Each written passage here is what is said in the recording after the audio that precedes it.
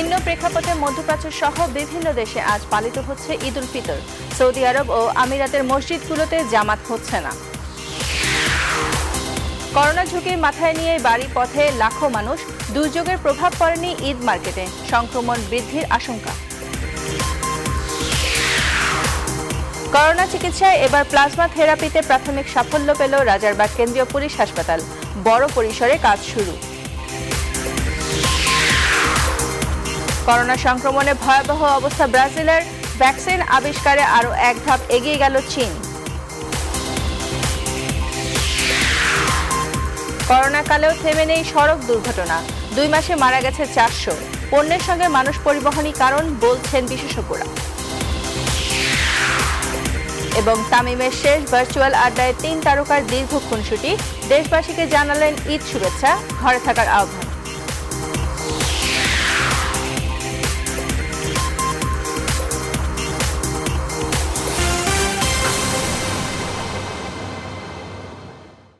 Rainbow allrounder exterior paint, বাংলাদেশের আবহাওয়া উপযোগী একমাত্র পেইন্ট। স্বাগত সকালের সংবাদে, সাথে আছি আমি নাহিদ জিহান। দেখছিলেন শিরোনাম, এবারে বিস্তারিত। ভিন্ন প্রেক্ষাপটে মধ্যপ্রাচ্য সহ বিশ্বের বিভিন্ন দেশে আজ পালিত হচ্ছে পবিত্র ঈদ উল ফিতর। মহামারী করোনার কারণে এবার সৌদি আরব ও সংযুক্ত আরব আমিরাতের মসজিদগুলোতে ঈদের জামাত হচ্ছে না। শুক্রবার ভাইরাসটি বিস্তার রোধে এই সিদ্ধান্ত নেওয়া হয়েছে বলে জানায় দুই দেশের কর্তৃপক্ষ। পাশাপাশি ব্রিটেনে মসজিদ ময়দানে নামাজের অনুমতি দেওয়া হচ্ছে না। এতে করে প্রায় 35 লাখ মানুষ ঈদের নামাজ পড়তে পারবেন না। অন্যদিকে যুক্তরাষ্ট্রের সকল ধর্মীয় উপাসনালয় খুলে দিতে নির্দেশ দিয়েছেন প্রেসিডেন্ট ডোনাল্ড ট্রাম্প।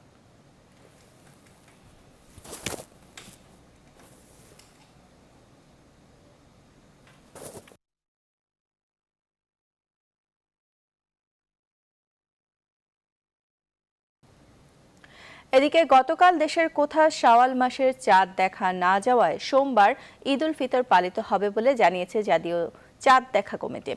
একই সঙ্গে স্বাস্থ্যবিধি মেনে ঈদের নামাজ আদায় করতে বলেছেন তারা।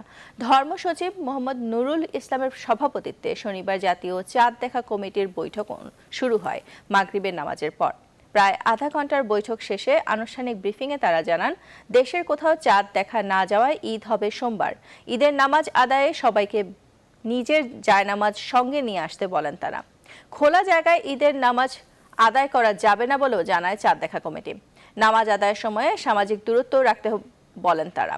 ব্রিফিং শেষে শোলাকিয়ার মাওলানা ফরিদ উদ্দিন মাসুদ করোনা ভাইরাস থেকে রক্ষা পেতে বিশেষ মোনাজাত করেন।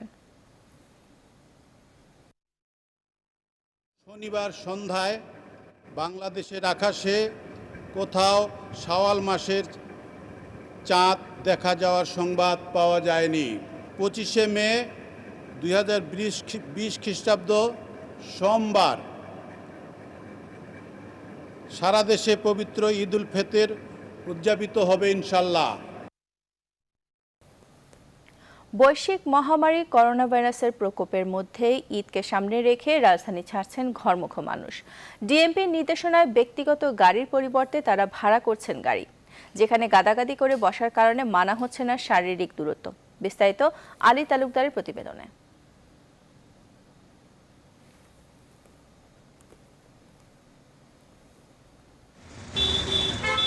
ঢাকার প্রবেশ ও বের হওয়ার পথে পুলিশের কড়াকড়ি শিথিল করার পর ঈদের ছুটিতে আবারও ঢাকা ছাড়তে শুরু করেছে মানুষ।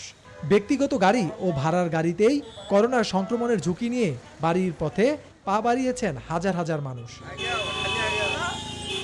বাড়ির পথে ছুটে চলা অগণিত মানুষের বেশিরভাগই মানছেন না স্বাস্থ্যবিধির নির্দেশনা। সংক্রমণ ছড়ানোর পাশাপাশি যাত্রাপথের মৃত্যুর ফাঁদ। এভাবে মোটরসাইকেলে হেলমেটবিহীন মায়ের কোলে থাকা ছোট্ট শিশুর ঈদ যাত্রাও কম ঝুঁকির নয়। গণপরিবহন বন্ধ থাকলেও রাজধানীর গাবতলীতে ভাড়ার গাড়ির হাট বসেছে যেন। 3 গুণ ভাড়ায়ও অস্বস্তি নিয়ে ছুটছেন যাত্রীরা।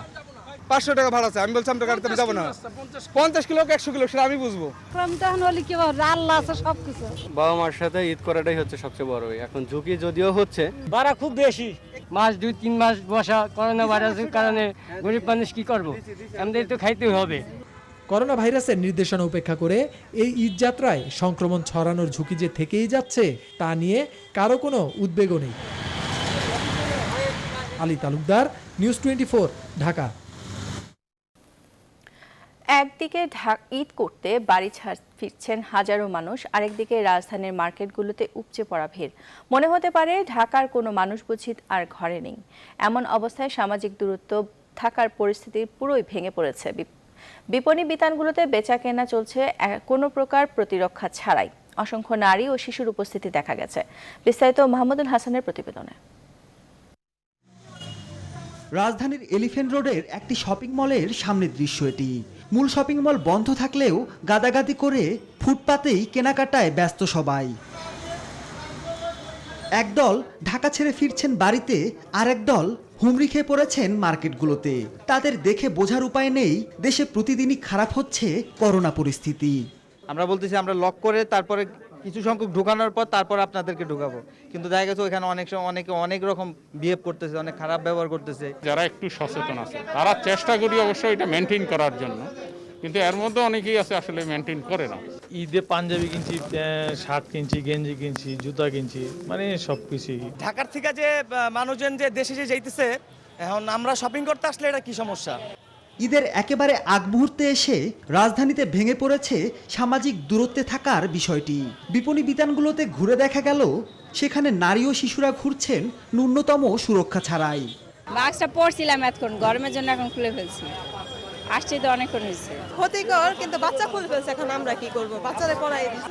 আপনার মাস্কটাও খোলা, আপনি একজন মা, আপনি তো সচেতন না। আমার গরম লাগতেছে ভাই, অনেক মোটা, তাই আমি খুলে ফেলছি। বাচ্চাদের জন্য কিছু কেনাকাটা করতেছি যেন বাচ্চাদের মনটা অন্তত রাখা যায়। জামা কিনছি, কসমেটিক কেনা হয়েছে, ঘুরতে আসছি, এভাবে ঘুরতে আসলাম, মার্কেট দেখতে আসছি। একই দিনে ভিড় ছিল আতর সুরমা ও টুপির দোকানগুলোতেও। যার যতটুকু সাধ্য তা দিয়েই প্রস্তুতি নিচ্ছেন ঈদ উদযাপনের। Mahmudul Hasan, news 24, Dhaka. Dhaka medical college হাসপাতালের পর এবার করোনা চিকিৎসায় প্লাজমা থেরাপিতে প্রাথমিক সাফল্য পেল রাজারবাগ কেন্দ্রীয় পুলিশ হাসপাতাল। এজন্য সংকটাপন্ন প্রত্যেক রোগীকে প্লাজমা দেওয়ার জন্য বড় পরিসরে কাজ শুরু করেছে হাসপাতালটি। তবে এখন ডোনার পাওয়াকেই বড় চ্যালেঞ্জ মনে করছেন সংশ্লিষ্টরা। হাসান পারভেজের প্রতিবেদন। রক্তের জলীয় অংশকে প্লাজমা বলে। যারা করোনা ভাইরাসে আক্রান্ত হয়ে সেরে উঠেছেন তাদের শরীরে করোনার অ্যান্টিবডি তৈরি হয়। সম্পূর্ণ সুস্থ হয়ে যাওয়া ব্যক্তির রক্তে প্লাজমাতে এই অ্যান্টিবডি রয়েছে, যা সংগ্রহ করে করোনা আক্রান্ত রোগীর শরীরে দিলে রোগীর শরীরেও অ্যান্টিবডি তৈরি হয়। এপ্রিল থেকে শুরু করে এ পর্যন্ত বিশ্বের 60টি দেশে প্লাজমা থেরাপি ব্যবহার করা হচ্ছে। বাংলাদেশেও করোনা রোগীদের চিকিৎসায় পরীক্ষামূলকভাবে প্লাজমা থেরাপি শুরু হয়েছে। ঢাকা মেডিকেল কলেজ হাসপাতাল, রাজারবাগ কেন্দ্রীয় পুলিশ হাসপাতাল সহ আরও বেশ কিছু হাসপাতালে রোগীদের প্লাজমা প্রয়োগে সাফল্য পাওয়া গেছে। আমরা এ পর্যন্ত 9 জনের প্লাজমা সংগ্রহ করেছি। 2 জনকে আমরা, একজন মুগদা হাসপাতালে, একজনকে সিএমএইচে, একজনকে এই প্লাজমা দেওয়া হয়েছে। তাদের অবস্থা উন্নতির দিকে আছে, কারো কারো স্ট্যাটিক রয়েছে। 2 জন পেশেন্টকে আমরা প্লাজমা থেরাপি দিয়েছি। একজনের খুব বেশ আমরা বেশ সাফল্য পেয়েছি, তার ভেন্টিলেটরে কিন্তু তার 100% তার অক্সিজেন ডিমান্ড ছিল, এখন প্রায় তার 50% নিচে তার অক্সিজেন ডিমান্ড। এটাকে নিয়ে খুবই আশাবাদী। প্লাজমা থেরাপি ও প্লাজমা সংগ্রহ করতে বড় পরিসরে প্রস্তুতি নিয়েছে রাজারবাগ কেন্দ্রীয় পুলিশ হাসপাতাল। করোনা থেকে সেরে ওঠা পুলিশ সদস্যদের প্লাজমা দিতে উদ্বুদ্ধ করা হচ্ছে। প্লাজমা থেরাপি দেওয়ার জন্য মেশিন স্থাপন করেছি, আমাদের জনবল এসেছে। সেই হিসাবে আমরা আমাদের হাসপাতালে আমাদের নিজস্ব ল্যাবে আমরা প্লাজমা থেরাপি রোগীদের দেওয়ার জন্য সেই ল্যাব স্থাপনের উদ্বোধন হয়েছে। প্লাজমা থেরাপি প্রয়োগে পর্যাপ্ত বাজেট ও ডোনার পাওয়াকে এখন বড় চ্যালেঞ্জ মনে করছেন প্লাজমা থেরাপির জন্য গঠিত কমিটির সভাপতি অধ্যাপক doctor M A Khan. Plasma সংগ্রহটা যদি আমরা আরো গতি আনতে পারি এবং প্লাজমা সংগ্রহ করার জন্য যে কিট দরকার, সেই কিটের দাম 12,000 টাকা। এই ফান্ডিংও দরকার, আমাদের হাতে কিট বেশি নাই। তার মানে আমরা যে কয়টা নিতে চাই তার জন্য যে ফান্ড দরকার, এই ফান্ড না পেলে আমরা কাজ তো বন্ধ হয়ে যাবে। করোনার জন্য এখন পর্যন্ত কোনো ওষুধ ও ভ্যাকসিন আবিষ্কার হয়নি। এই প্লাজমা থেরাপি ব্যবহার করা হলে আইসিইউ ও ভেন্টিলেটরের ওপর চাপ কমবে। প্লাজমা থেরাপিতে কোনো ক্ষতি হওয়ার সম্ভাবনা নাই, বরং উপকার হবে অথবা স্ট্যাটিক থাকবে। হাসান পারভেজ, নিউজ 24, ঢাকা। কোভিড-19 আক্রান্ত হয়ে গেল 24 ঘন্টায় বিশ্বব্যাপী প্রায় 4,200 জনের মৃত্যু হয়েছে। এ নিয়ে বিশ্বব্যাপী মৃতের সংখ্যা ছাড়িয়ে গেল 3,43,000।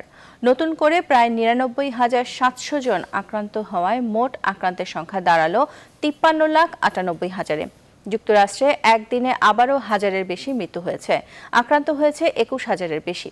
রাশিয়াকে টপকে আক্রান্তের সংখ্যায় দ্বিতীয় অবস্থানে চলে এসেছে ব্রাজিল। দেশটিতে একদিনে 16,500-র বেশি আক্রান্ত হওয়ায় মোট আক্রান্তের সংখ্যা দাঁড়িয়েছে প্রায় 3,48,000-এ। 24 ঘন্টায় 139 জনের মৃত্যু ও 9,000-এর বেশি আক্রান্তের ঘটনা ঘটেছে রাশিয়ায়। যুক্তরাজ্য, স্পেন, ইতালি, ফ্রান্স ও জার্মানি মিলিয়ে মোট মৃত্যু হয়েছে 508 জনের। করোনার প্রাদুর্ভাবের মধ্যেই মধ্যপ্রাচ্য সহ বিশ্বের বিভিন্ন দেশে আজ পালিত হচ্ছে ঈদ উল ফিতর। তবে মসজিদে ঈদের জামাতের অনুমতি দেয়নি সৌদি আরব এবং আরব আমিরাত। ঈদের পরদিন থেকে ধর্মীয় ও সাংস্কৃতিক স্থাপনা খুলে দিচ্ছে ইরান। এদিকে এ মহামারীর ফলে নিয়মিত টিকাদান কর্মসূচি ব্যাহত হওয়ায় 8 কোটি শিশুর জীবন ঝুঁকিতে রয়েছে বলে জানিয়েছে বিশ্ব স্বাস্থ্য সংস্থা ও ইউনিসেফ।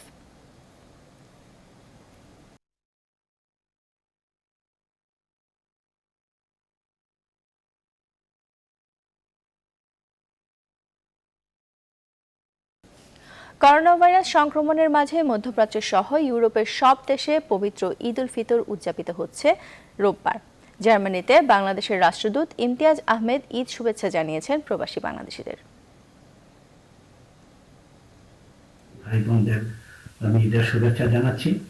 আমরা সবাই জানি পৃথিবী একটি অতি দুর্যোগপূর্ণ সময় অতিক্রান্ত করছে, যেটা আমাদের দৈনন্দিন জীবনযাত্রাকে পরিবর্তিত করে দিয়েছে। এখন স্বাস্থ্য সুরক্ষাটাই অতি আবশ্যক ব্যাপার হয়ে দাঁড়িয়েছে। আমি নিজে সুরক্ষিত থাকব এবং আমার পাশে যারা আছেন তাদের সুরক্ষার নিশ্চয়তা দিব। এভাবেই আমরা আমাদের এবারের ঈদ উদযাপন করব।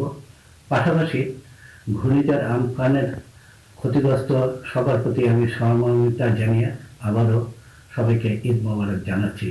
আপনারা ভালো থাকুন, দেশের জন্য দোয়া করুন, আমরা সবাই ভালো থাকি। করোনা ভাইরাস সংক্রমণের মাঝে ইতালিতে রোববার অনুষ্ঠিত হবে মুসলমানদের ঈদ উৎসব। রোম থেকে সবশেষ খবর নিউজ 24-কে জানিয়েছেন সহকর্মী রিয়াজ হোসেন। মুসলিম সম্প্রদায়ের মধ্যে আনন্দ ছিল এই ঈদ নিয়ে। এবছর করোনা ভাইরাসের তাণ্ডবে সবকিছু ওলটপালট হয়ে গেছে। রাজধানী রোম সহ ইতালির ভেনিস, মিলান, নাপোলি, ফিরেন্স সহ একাধিক স্থানে ঈদের জামাত অনুষ্ঠিত হবে। তবে এবছর কয়েকটি শহরে শর্ত সাপেক্ষে খোলা মাঠে ঈদের জামাতের অনুমতি দিলেও একাধিক শহরে মেলেনি খোলা মাঠে ঈদের জামাতের অনুমতি। রাজধানী রোমের জাতীয় ঈদ উদযাপন পরিষদের আয়োজনে পিয়াসা ভিক্টোরিয়া পার্ক সংলগ্ন, এছাড়া বাংলাদেশ সমিতির আয়োজনে লার্গো প্যালেস্তিনা পার্ক, এছাড়া বাঙ্গা দেওয়াল সংলগ্ন তর্পিনা তারা, তুস্কলনা, তিব্বুর্তিনা, মন্তেবের্দে সহ কঙ্কাদিওরো সহ একাধিক স্থানে খোলা মাঠে ঈদের জামাত অনুষ্ঠিত হবে। ঈদের জামাত নিয়ে প্রবাসী বাংলাদেশি কমিউনিটি নিয়েছে ব্যাপক প্রস্তুতি। তবে বিগত বছরের মতো এবছর ঈদের জামাতের পার্কগুলো ওইভাবে সাজানো হয়নি। এছাড়া স্থানীয় পৌরসভা থেকে বলা হয়েছে যারা নামাজ আদায় করতে আসবেন প্রত্যেকের মাস্ক এবং হ্যান্ড স্যানিটাইজার বাধ্যতামূলক। এছাড়া সবাইকে জায়নামাজ নিয়ে আসার জন্য অনুরোধ জানিয়েছে মুসলিম কমিউনিটির নেতৃবৃন্দ। ইতালির রোমে যেসব ব্যবসা বাণিজ্য ঈদের সময় জমজমাট হয়ে ওঠে, সেই দোকানগুলোতে তেমন প্রবাসীদের কোনো ভিড় চোখে পড়ছে না। মালয়েশিয়াতেও করোনা সংক্রমণের মধ্যে রোববার পালিত হবে ঈদ উল ফিতর। প্রবাসী বাংলাদেশিদের অবস্থা নিয়ে সবশেষ তথ্য আমাদের জানিয়েছেন সহকর্মী শাহাদাত হোসেন। ঈদ মোবারক। বৈশ্বিক মহামারী করোনা ভাইরাসের কারণে ভিন্ন একটি ঈদ এবার প্রবাসীদের মাঝে। রাত পোহালেই মালয়েশিয়াতে পবিত্র ঈদ উল ফিতর অনুষ্ঠিত হবে। তবে মালয়েশিয়া সরকারের পূর্ব ঘোষণা অনুযায়ী যে মুভমেন্ট কন্ট্রোল অর্ডারটি এটি চলমান, যে কারণে মালয়েশিয়া কোথাও কোনো গণজামায়াত অনুষ্ঠিত হতে পারবে না এবং প্রত্যেক মসজিদগুলোতে ঈদের জামায়াতে নিষিদ্ধ করা হয়েছে। শর্ত সাপেক্ষে কিছু জায়গাতে জামায়াত অনুষ্ঠিত হবে, সেটি পূর্ব ঘোষণা অনুযায়ী। প্রতি বছর ঈদ আসলেই জাতীয় মসজিদ নেগারা এবং বাংলাদেশি অধ্যুষিত এলাকাগুলোতে ঈদের জামায়াত অনুষ্ঠিত হতো এবং এখানে বাংলাদেশিরা একত্রিত হতো। তবে এবার কোভিড-19 কারণে মালয়েশিয়া সরকার শুরু থেকেই যে কঠোর অবস্থানে রয়েছে, কোনোভাবেই কোনো বাংলাদেশের একত্রিত হওয়া যাবে না এবং কোথাও জামায়াতের আয়োজন করা যাবে না।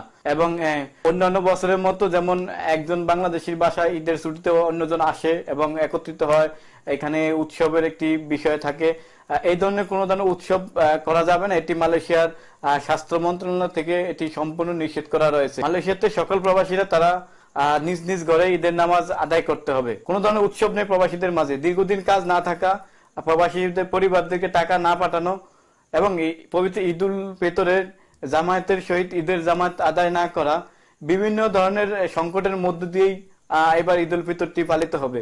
মালয়েশিয়া বিদেশি শ্রমিকদের অনলাইন ভিসা সার্ভিস মাইজি সাময়িক বন্ধ ঘোষণার একদিন পরেই ফের চালু করা হয়েছে। দেশটির ইমিগ্রেশন বিভাগ থেকে ঘোষণা অনুযায়ী ঈদের পর থেকেই তাদের পুনরায় তাদের কার্যক্রম স্বাভাবিকভাবে চলবে। গত 24 ঘন্টা মালয়েশিয়ার স্বাস্থ্য মন্ত্রণালয়ের তথ্য অনুযায়ী নতুন করে 48 জন আক্রান্ত হয়েছে। এই নিয়ে সর্বমোট আক্রান্ত হয়েছে 7185 জন। নতুন 53 জন সুস্থ হয়েছে। এই নিয়ে সর্বমোট সুস্থ হয়েছে 5912 জন। গত 24 ঘন্টায় মালয়েশিয়ার নতুন কোনো করোনা রোগী মৃত্যুবরণ করেনি। মৃত্যুর সংখ্যা 115-তে রয়েছে। মালয়েশিয়া সরকারের দেওয়া শর্ত সাপেক্ষে মুভমেন্ট কন্ট্রোল অর্ডার এটি পরবর্তী ঘোষণা না দেওয়া পর্যন্ত 9 জুন পর্যন্ত চলবে। এর মধ্য দিয়ে প্রবাসী বাংলাদেশিরা তারা পবিত্র ঈদ উল ফিতর উদযাপন করতে হবে। অবশ্যই মালয়েশিয়া সরকারের দেওয়া যে আইনটি এবং যে বিধি নিষেধগুলো আছে স্বাস্থ্য মন্ত্রণালয় দেওয়া, সেগুলো মেনে চলতে হবে প্রত্যেক প্রবাসী। এবার প্রাণঘাতী করোনা ভাইরাসের তাণ্ডবে দিশেহারা হয়ে পড়েছে ব্রাজিল।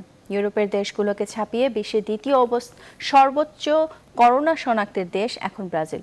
শুধু তাই নয়, এই মহামারী পৌঁছে গেছে আমাজনের গহীন বনে। আর এই প্রাণঘাতী ভাইরাস থেকে বাঁচতে সেখানকার আদিবাসীদের একমাত্র ভরসা নিজস্ব পদ্ধতিতে তৈরি ওষুধ। এদিকে বিশেষজ্ঞরা বলছেন করোনা ভাইরাসে মৃত্যুর সংখ্যায় রয়েছে অনেক আদিবাসী। Masud Rana, desk report. Corona মহামারীতে ইউরোপের দেশগুলোকে ছাপিয়ে এবার সবচেয়ে কঠিন অবস্থার মুখে পড়েছে ব্রাজিল। রোগী শনাক্তের সংখ্যায় বিশ্বে দ্বিতীয় স্থানে উঠে এসেছে দেশটি, যেখানে মোট আক্রান্তের সংখ্যা ছাড়িয়েছে 3,30,000-এ। এমনকি এই মহামারী পৌঁছে গেছে আমাজনের গহীন বনে। ভাইরাস মোকাবেলায় দেশটির সরকারের ভূমিকা নিয়েও বেশ সমালোচনা হচ্ছে। যেখানে প্রধান শহরগুলোতেই মিলছে না পর্যাপ্ত চিকিৎসা, সেখানে বেশ ঝুঁকির মুখে আধুনিক জীবন থেকে দূরে থাকা এই মানুষগুলো। তাই তো প্রাণঘাতী করোনা ভাইরাস থেকে বাঁচতে নিজস্ব পদ্ধতিতে তৈরি ঔষধ ব্যবহার করছেন বলে জানিয়েছেন সেখানকার অধিবাসীরা। বেশিরভাগ মানুষ গাছের ছাল এবং মধু দিয়ে তৈরি বিশেষ এক ঔষধ দিয়ে করোনা ভাইরাসের চিকিৎসা সারাচ্ছেন। তবে তাতে খুব একটা সুফল মিলছে না, বরং মৃত্যুর কোলে ঢলে পড়ছেন অনেকেই। ব্রাজিলের প্রেসিডেন্ট আমাজনের অধিবাসীদের করোনা থেকে বাঁচাতে তেমন কোনো পদক্ষেপ গ্রহণ করছে না বলে অভিযোগ করছেন মানবাধিকার কর্মীরা। আর বিশেষজ্ঞরা বলছেন করোনার সংক্রমণে রোগ প্রতিরোধ ক্ষমতা কম থাকায় আমাজনের অনেক অধিবাসীর মৃত্যু হতে পারে। মাসুদ রানা, নিউজ 24।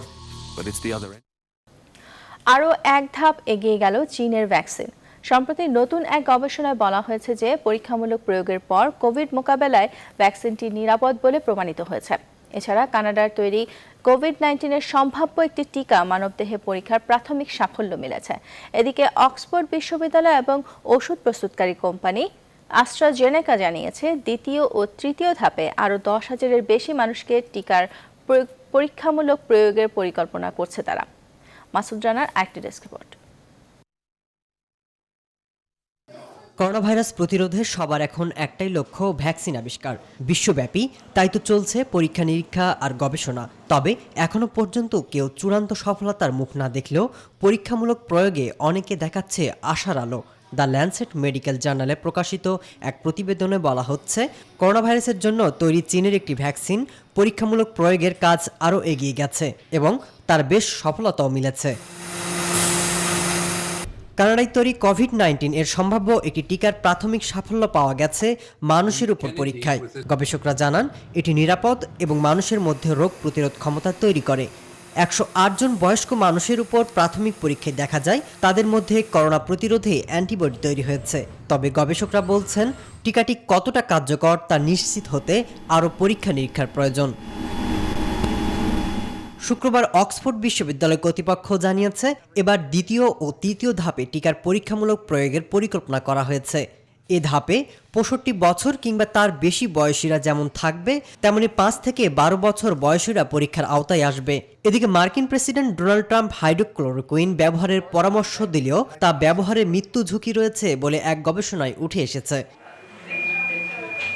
মাসুদ রানা, নিউজ 24। সংবাদের এ পর্যায়ে নিচ্ছে একটি বিরতি, সঙ্গেই থাকুন।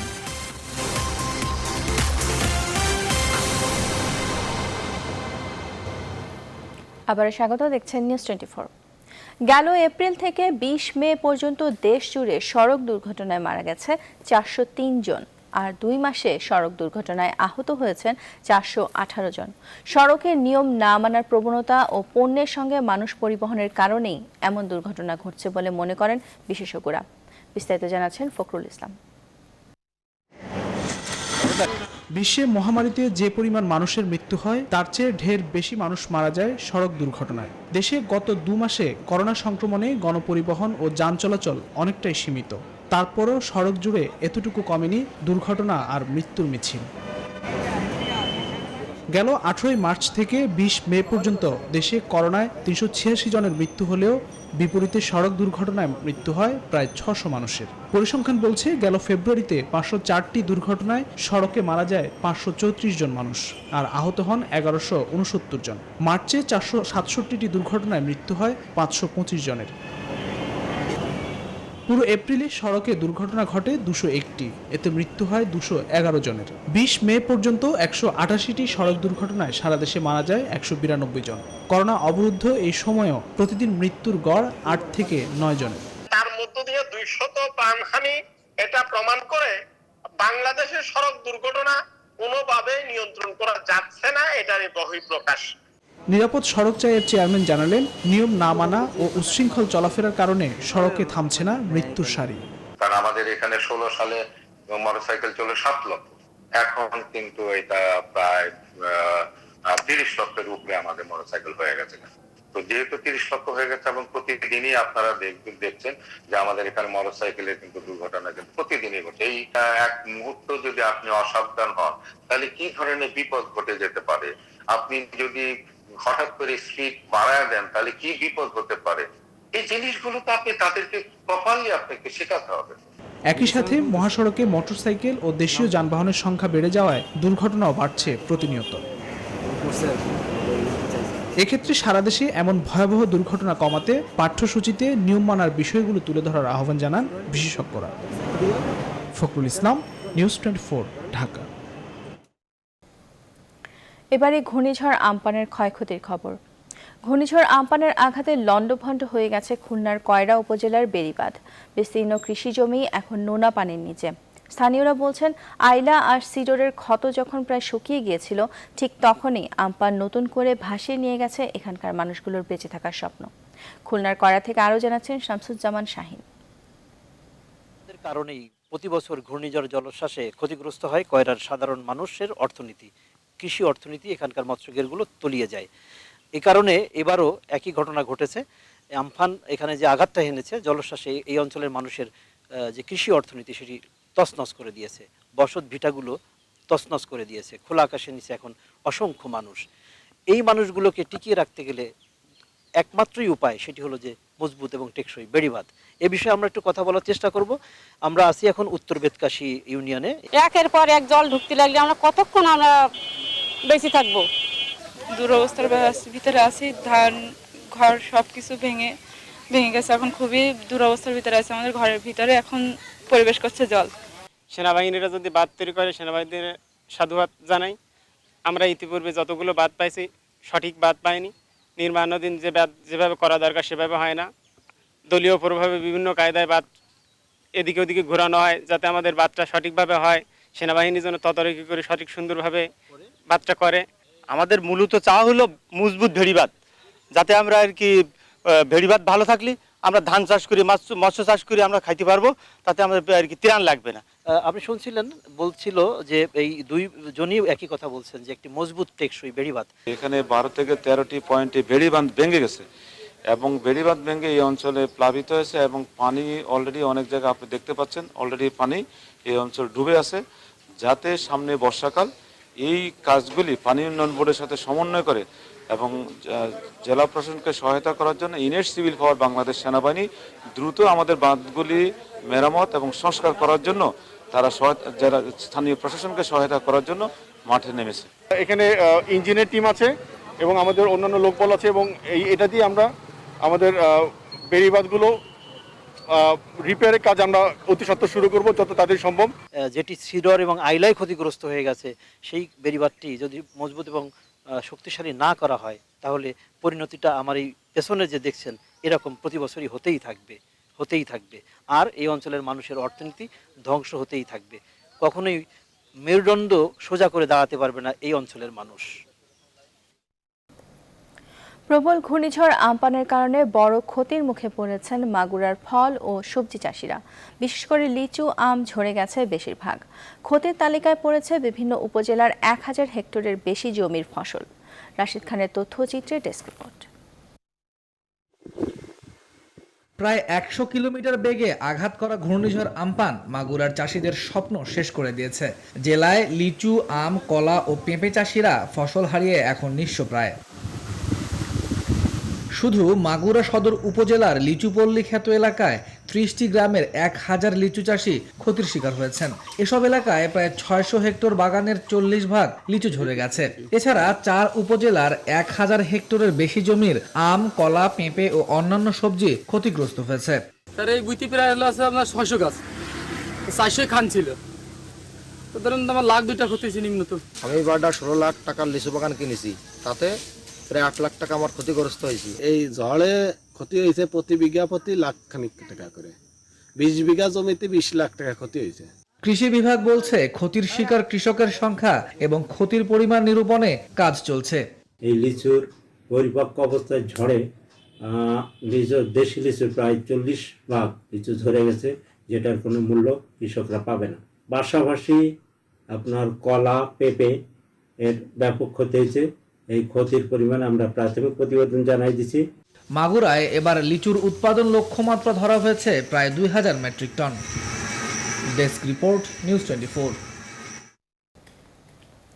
ভারত রপ্তানি বন্ধ করায় কয়েক মাস আগে দেশে পেঁয়াজের কেজি 250-র ঘর ছাড়িয়ে যায়। সাধারণ মানুষের কষ্ট হলেও এই ঘটনায় কিছুটা লাভবান হন দেশের পেঁয়াজ চাষিরা। এরপর বেশ কিছুদিন পেঁয়াজের বাজার চড়া ছিল, তবে এখন দাম অনেক কমে গেছে। তাই আগামী মৌসুমে আবাদের লক্ষ্যমাত্রা নিয়েও দেখা দিয়েছে সংশয়। শেখ রুহুল আমিনের তথ্য ছবিতে ডেস্ক রিপোর্ট। ঝিনাইদহে শীত ও গ্রীষ্মকালীন পেঁয়াজের চাষ সবচেয়ে বেশি হয় শৈলকুপা উপজেলায়। এখানকার প্রান্তিক চাষী হাবিবুর রহমান মিন্টু গেলবার লোকসান হলেও এবছর লাভের মুখ দেখেছেন। তবে ভারতে লকডাউন শিথিল হওয়ায় সেখান থেকে বাংলাদেশে আমদানি বেড়েছে, তাই আবারও লোকসানের সংখ্যা বাংলাদেশের চাষিদের। বর্তমান পরিস্থিতিতে ইন্ডিয়া থেকে পেঁয়াজ আসার কারণে বাজারের অবস্থা বর্তমানে 1000 থেকে 1200 টাকা। এই পরিস্থিতিতে বাজার চলতে থাকলে আমরা পেঁয়াজ চাষিরা সবাই মোটামুটি ক্ষতির সম্মুখীন হব। কৃষকরা বলছেন এই সময়ে ভারতীয় পেঁয়াজ আমদানি হলে বড় লোকসান গুনতে হয়, তাই মার্চ থেকে জুন পর্যন্ত আমদানি বন্ধের দাবি কৃষক ও পাইকারি ব্যবসায়ীদের। যে অবস্থায় আছি এই মতো অবস্থায় যদি দাম থাকে তাহলে আমাদের আর পেঁয়াজ চাষ করা সম্ভব হবে না। এইভাবে যদি সরকার যদি বাইরে থেকে পেঁয়াজ আমদানি করে তাহলে ভবিষ্যতে আমরা পেঁয়াজ উৎপাদন করব না। খালি ব্যবসায়িক কথা চিন্তা করে, কিন্তু আমাদের জন্মাই আমরা, কিন্তু আমার চিন্তা করেই না সরকার। আমদানি পণ্যের কারণে দাম কমে গেলে ধীরে ধীরে এই কৃষি পণ্য আবাদ একেবারে কমে যাবে বলে শঙ্কা কৃষি কর্মকর্তাদের। যদি দাম অস্বাভাবিকভাবে কমে যায় সেক্ষেত্রে একটা খারাপ নিউজ কৃষকদের কাছে পৌঁছাবে, ফলে আগামীতে পেঁয়াজের উৎপাদন আরো বাড়ানোর ক্ষেত্রে একটা প্রতিবন্ধকতার সৃষ্টি হবে। এবছর ঝিনাইদহে 8500 হেক্টরের বেশি জমিতে পেঁয়াজ আবাদ হয়েছে। উৎপাদন লক্ষ্যমাত্রা ধরা হয়েছে 1.5 লাখ মেট্রিক টনের বেশি। Desk report, news 24। আবারও করোনা প্রসঙ্গ। গেল কয়েকদিনে চট্টগ্রামে করোনা রোগী শনাক্তের সংখ্যা বেশ বেড়ে গেছে। এমন বাস্তবতায় নমুনা সংগ্রহের জন্য নগরের বিভিন্ন পয়েন্টে নতুন বুথ স্থাপনের সিদ্ধান্ত নিয়েছে জেলা স্বাস্থ্য বিভাগ। পাশাপাশি চট্টগ্রাম বিশ্ববিদ্যালয়ে শুরু হচ্ছে করোনা টেস্ট। তবে নতুন সংগ্রহের জন্য মতো ল্যাবের সংখ্যাও বাড়ানো উচিত বলে মনে করেন নাগরিক সমাজের প্রতিনিধিরা। আহাদুল ইসলাম বাবুর ক্যামেরায় নয়ন বড়ুয়া জয়ের তথ্য নিয়ে ডেস্ক রিপোর্ট। করোনা আক্রান্তের সংখ্যা বেড়েই চলেছে চট্টগ্রামে। এরই মধ্যে দেশের হটস্পটগুলোর মধ্যে ৩ নম্বরে উঠে এসেছে চট্টগ্রামের নাম। তবে বেশ কিছুদিন ধরে সাধারণ মানুষের দাবি ছিল নমুনা সংগ্রহ ও টেস্টের সংখ্যা বাড়ানো হলে আক্রান্তের সংখ্যাও সমান হারে বাড়বে। এমন বাস্তবতায় এবার নগরের 12টি পয়েন্টে নমুনা সংগ্রহের বুথ স্থাপনের সিদ্ধান্ত জেলা স্বাস্থ্য বিভাগের। আমাদের পরিকল্পনা আছে আসলে প্রতি ওয়ার্ডে ওয়ার্ডে করার। প্রাথমিক পর্যায়ে আমরা 10 থেকে 12টা করব। তারপরে আমরা 41টি ওয়ার্ডের আসলে সবগুলোতে করার পরিকল্পনা আছে, যদি জনবলের সংস্থান হয় এবং আমরা যদি আসলে সেটা কুলিয়ে উঠতে পারি। বর্তমানে বিআইটিআইডি হাসপাতাল, চট্টগ্রাম মেডিকেল কলেজ হাসপাতাল ও চট্টগ্রাম ভেটেরিনারি বিশ্ববিদ্যালয়ে করোনা পরীক্ষা হয়। এবার এই পরীক্ষা কার্যক্রম চালানোর উদ্যোগ নিয়েছে চট্টগ্রাম বিশ্ববিদ্যালয়েও। আমরা চিঠি লিখে জানিয়েছি ঢাকায় সংশ্লিষ্ট মন্ত্রণালয় এবং ঢাকায় পাঠিয়েছে, সেখানে ওরা আমাদেরকে যখন পারমিশন দেবে স্বাস্থ্য মন্ত্রণালয় থেকে আমরা এটা শুরু করে দেব। চট্টগ্রামের সচেতন নাগরিকরা বলছেন, টেস্টের সংখ্যা বাড়ানো গেলে উপসর্গহীন আক্রান্ত ব্যক্তিদেরও আইসোলেশনে পাঠানো যাবে। 70-80 লক্ষ অধিবাসী উদ্দেশিত চট্টগ্রাম নগরে শুধুমাত্র 3টি কেন্দ্রে টেস্ট করা হচ্ছে করোনার, সেটা সমুদ্রে ডিল ছোড়ার মতো। যত বেশি করোনা টেস্ট করা যাবে, তত বেশি আইডেন্টিফাই করা যাবে, তত বেশি আমরা তাদেরকে আইসোলেশনে রাখতে পারবো, তত বেশি জনগণকে যদি আমরা সচেতন করে এই ইনভেস্টিগেশনের জন্য নিয়ে আসতে পারি, তাহলে এটা আমাদের জন্য মঙ্গল হবে। চট্টগ্রামের 3টি প্রতিষ্ঠানে প্রতিদিন 1.5 নমুনা পরীক্ষা করা হচ্ছে এখন। Desk report, news 24। করোনার সংকটে দরিদ্র মানুষের জন্য বিভিন্ন স্থানে অব্যাহত রয়েছে সেনাবাহিনীর 1 মিনিটের বাজার।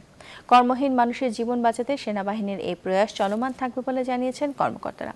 প্রতিনিধিদের তথ্য ও চিত্রে ডেস্ক রিপোর্ট। শনিবার সকালে চট্টগ্রাম আগ্রাবাদ সরকারি বিদ্যালয় মাঠে সেনাবাহিনীর 24 পদাতিক ডিভিশন আয়োজন করে 1 মিনিটের বিনামূল্যে বাজার। এর উদ্বোধন করেন 34 ইঞ্জিনিয়ারিং কনস্ট্রাকশন ব্যাটালিয়নের ব্রিগেডিয়ার জেনারেল তানভীর মাজহার সিদ্দিকী। এ সময় অন্তত 200 মানুষকে ঈদের বিভিন্ন পণ্য সরবরাহ করা হয়। এছাড়া চাঁদপুরে 400 পরিবারকে ঈদ উপলক্ষে বিভিন্ন নিত্যপণ্য দেওয়া হয়েছে 1 মিনিটের বাজার থেকে। 44 পদাতিক ডিভিশনের ব্যবস্থাপনায় এই বাজার 2 ঘন্টার জন্য চাঁদপুর স্টেডিয়ামে আয়োজন করা হয়। বিভিন্ন ক্ষুদ্র ব্যবসায়ী এবং সবজিগুলো প্রান্তিক কৃষকদের কাছ থেকে কেনা হয়েছে, যাতে মাননীয় সেনাপ্রধানের নির্দেশ অনুযায়ী যাতে তারাও উপকৃত হতে পারে। ফরিদপুরে 9ম পদাতিক ডিভিশনের ব্যবস্থাপনায় জেলা স্টেডিয়ামে এই বাজার শুরু হয় সকালে। এ সময় জেলা প্রশাসক অতুল সরকার ও 9ম পদাতিক ডিভিশনের লেফটেন্যান্ট কর্নেল মাসুদ পারভেজ উপস্থিত ছিলেন। দুপুরে প্রায় 5 শতাধিক দুস্থ পরিবার এই সেবা পায়। Desk report, news 24। সকালের সংবাদের এই পর্যায়ে নিচ্ছে একটি বিরতি, সঙ্গে থাকুন।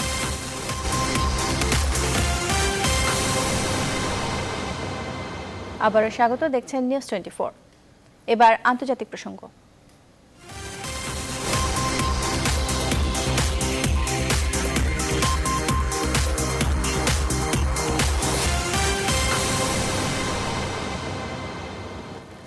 করোনা ভাইরাস প্রাদুর্ভাবের কারণে মসজিদে স্থান সংকুলান না হওয়ায় জার্মানিতে গির্জায় নামাজ পড়ার সুযোগ করে দেওয়া হয়েছে মুসলিমদের।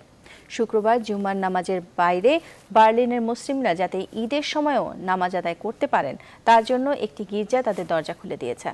এবারই প্রথম এমন আয়োজনে বিশ্ব দরবারে নজির হয়ে থাকলো দেশটি। বিস্তারিত জানাচ্ছেন চন্দ্রানী চন্দ্রা। সামাজিক দূরত্ব বজায় রাখার কারণে স্থানীয় মসজিদে মানুষের স্থান সংকুলন হচ্ছে না জার্মানির বার্লিনে। ফলে মসজিদে শুক্রবারে মাত্র হাতে গোনা কয়েকজন নামাজিকে জায়গা দিতে পারে। সমস্যা সমাধানে এগিয়ে আসে কুর্সবার্গে মার্থা লুথেরান চার্চ। তারা বলেন, মুসলিম সম্প্রদায়ের মানুষ তাদের গির্জায় জুম্মার নামাজ আদায় করতে পারবেন, পাশাপাশি ঈদেও নামাজ আদায় করতে পারবেন এখানে। বিষয়টি নিয়ে চার্চের যাজক মনিকা ম্যাথিয়াস বলেন, এই সংকটময় পরিস্থিতির মধ্যে এখানে যা হচ্ছে তা সবার জন্যই আশীর্বাদ। করোনা আমাদের একে অপরকে আরো কাছ থেকে জানার সুযোগ তৈরি করে দিয়েছে। সামনে কেমন দিন আসছে জানি না, তবে আমাদের মধ্যে সম্প্রীতির বন্ধন আরো মজবুত হচ্ছে, এটা বলতে পারি। জার্মানির দারুস সালাম মসজিদের ইমাম মোহাম্মদ তাহা সাবরি বলেন, করোনার কারণে বিশেষ করে জুম্মার দিনে মসজিদের সবাইকে জায়গা দেয়া যাচ্ছিল না। চার্চ কর্তৃপক্ষ এখানে নামাজ আদায়ের অনুমতি দিয়ে সম্প্রীতির অনন্য নজির দেখিয়েছেন। এখানে এসেও আমার মনে হয় আমরা আল্লাহর ঘরে আছি।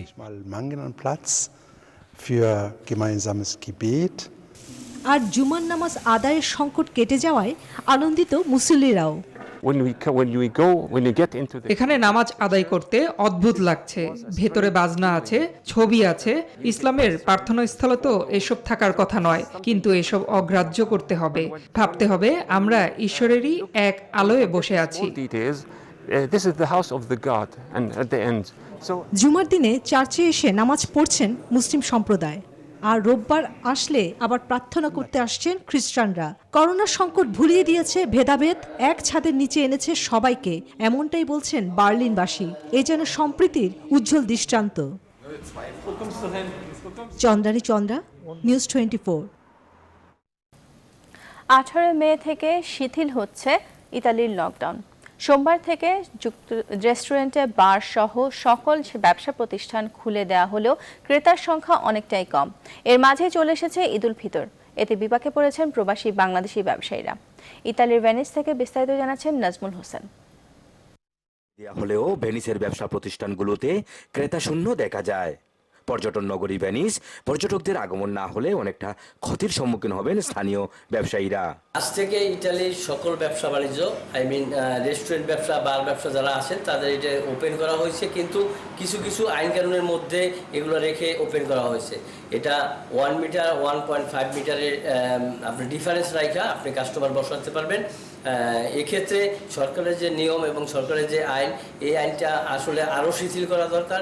না হলে যারা ব্যবসায়ী আছেন তারা অনেক সমস্যার সম্মুখীন হবেন। বিশেষ করে আমাদের ভেনিস সিটিতে কিন্তু আসলেই 95% টুরিস্টের উপর নির্ভরশীল। কাজেই এই সিটির এই নিয়মকানুন লকডাউনটা পুরো ফুলফিল ক্লিয়ার না করলে আমাদের আসলে ব্যবসায়ী যারা আছেন তাদের অনেক সমস্যা হবে। আর কয়েকদিন পর মুসলমানদের বৃহৎ উৎসব ঈদ উল ফিতর আসলেও এখানকার প্রবাসীদের নেই তেমন ঈদের আমেজ। কাজে যোগদান না করায় আর্থিকভাবে সমস্যায় রয়েছেন অনেক পরিবার। তবে এবারের খুশিটা একটু ভিন্ন রকম, এবারের খুশিটা একটু বেদনাদায়ক। আল্লাহর কাছে হাজারো শুকরিয়া জানাই যে আমাদেরকে ভালো রেখেছেন, সুস্থ রেখেছেন। বিশ্বের সকল মুসলমান ভাই বোনদেরকে জানাই পবিত্র ঈদ উল ফিতরের শুভেচ্ছা। ঈদ মোবারক। লকডাউন শেষ হওয়ার পরও ঈদের যে আমেজটা থাকে ওটা আমাদের মাঝে নাই। হতাশায় থাকা প্রবাসীরা মনে করছেন করোনা পরিস্থিতি কমলেও অর্থনৈতিক দিকগুলো যেন স্বাভাবিক হয় খুব দ্রুত। Nazmul Hossain, Venice, Italy. এবারে খেলার খবর।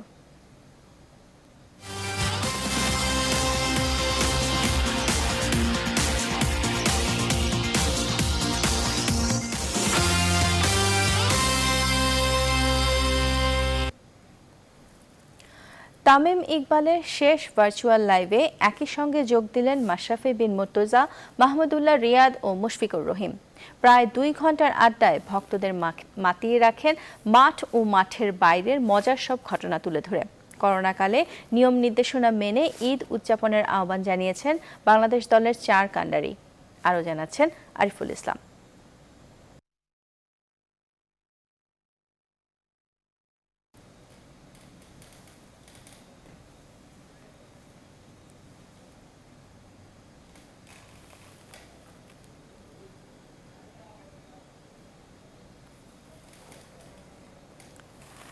দর্শক, আমরা প্রতিবেদনটি পরবর্তী সময় আবার দেখব। এবারের বিনোদনের খবর। করোনা ভাইরাসের কারণে গেল মার্চ থেকে এখন অবধি বন্ধ রয়েছে সকল প্রকার শুটিং। ফলে পরিকল্পনা অনুযায়ী ঈদ উল ফিতরের কাজ সম্পন্ন করতে পারেননি বেশিরভাগ টেলিভিশন নাটকের নির্মাতারা। ফলে লোকসান গোনার পাশাপাশি আর্টিস্ট রেমুনারেশন ও টেকনিক্যাল পার্সনদের অর্থ মেটাতেও হিমশিম খাচ্ছেন কেউ কেউ। সুকন্যা আমিরের প্রতিবেদন।